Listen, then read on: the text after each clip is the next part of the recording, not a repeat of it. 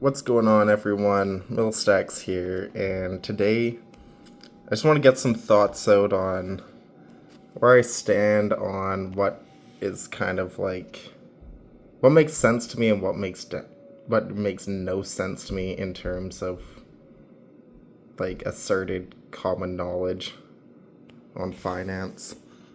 Because to me, a lot of it just doesn't make any sense at all. First example that comes to mind, which I've been kind of amazed it's just a standard practice, something that's been just accepted to be smart investing. But for me, the buying the like every company in an index, it's really not my bread and butter. Like I've done that in the past, made plays, and like I think America's gonna do better. I bought the S&P, but it's kind of like a short-term play, like a swing trade kind of thing. I see it. I don't see it as a long-term buy. It's kind of like a gamble in my mind because you're kind of just trading stocks as if they're not businesses at that point. They are real companies and they have real earnings. You need to do your research on what you're buying. You need to know what you're getting into. Just saying, I don't need to know about any of my businesses or anything that's going on, and I'll just own all of them.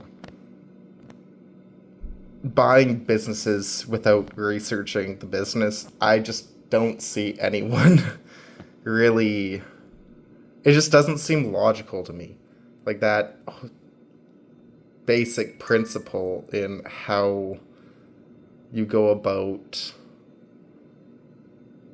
determining what's good, what's bad, whether things are undervalued, overvalued. It seems to be non existent. It seems to be gambling when you do zero research on what you're buying. You don't even know who's the CEO of the companies you're buying.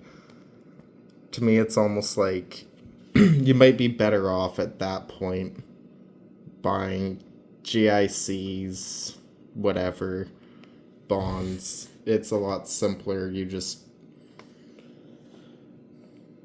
I also feel like you'll probably end up with a better understanding of money if you understand bonds. If you don't understand bonds, you're probably not going to have a good understanding of money and what money actually is. So it's like the first thing that makes no sense to me. Seeing value investing as buying big blue chip companies because they'll probably still exist in a while doesn't scream logical investing, because still having some of your investment in a while from now doesn't seem to be very optimistic on what you're buying in the first place. Doesn't seem like you have high hopes. For me, it seems more like, why? Like, why not just put the cash away at that point? And why not just hold cash? Once again, it's like, instead of cash though, why not buy a bond or a GIC or something to get you some capital, like some interest on your money? There's no point of having money sit idle, which kind of brings me to the next thing, having, all your money must be invested all the time and everything like that. Having cash ain't bad. Like, keeping some in cash is not a bad idea. Now, if it's going to be sitting in cash like an emergency fund or something like that, yeah, keep it in. It's not bad in cash, but you still want it doing something. Put it in at least a savings account where you get some interest or something. Don't let it sit in a checking. Otherwise, inflation will eat it away. It'll still eat it away in a savings account, but at least it's to a lesser degree. Because at least you're getting something on your money.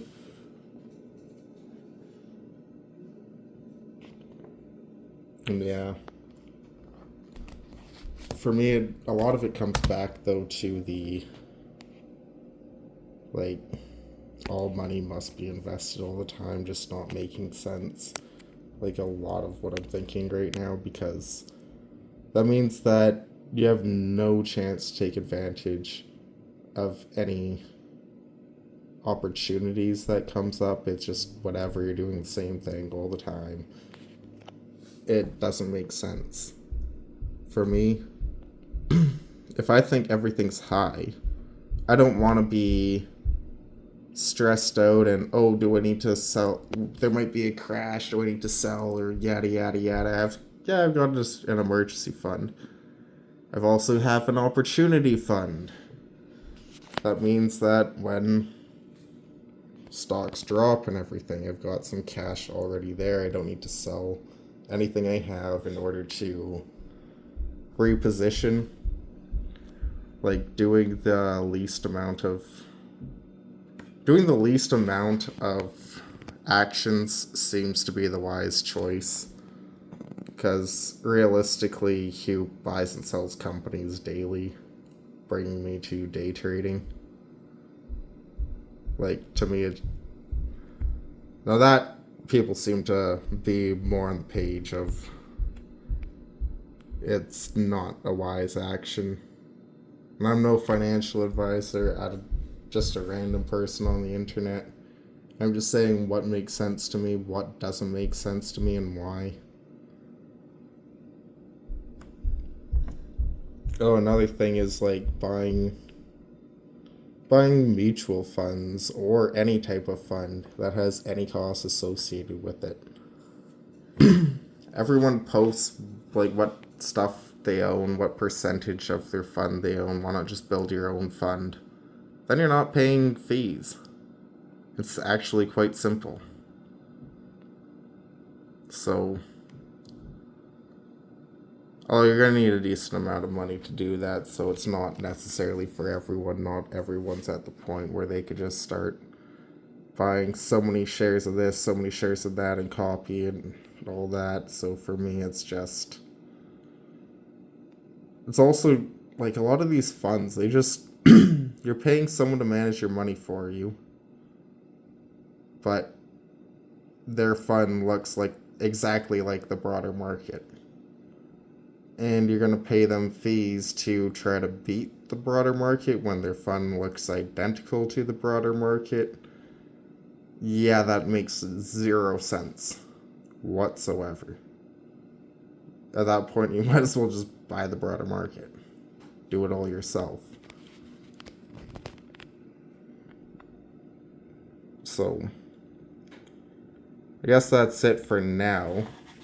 There's a lot more that I could think of, but I don't think you guys want to sit through an hour-long video. I do like the silver dollar here, the 1949 one. The Newfoundland dollar. Probably my favorite out of the Canadian silver dollars. But yeah, I'd love to know your thoughts. If there's anything you want me to cover, and mention it down below. That's kind of what I'm thinking lately. Kind of a little bit of an insight to some of my approach to investing. And although I'm not a financial advisor, don't just do things because I say it. Do your own research. It's got to make sense. What makes sense to me, my logic might be flawed. You never know, so you can judge for yourself. Only time will tell. But thanks for watching. Stay positive. See you next time. Bye.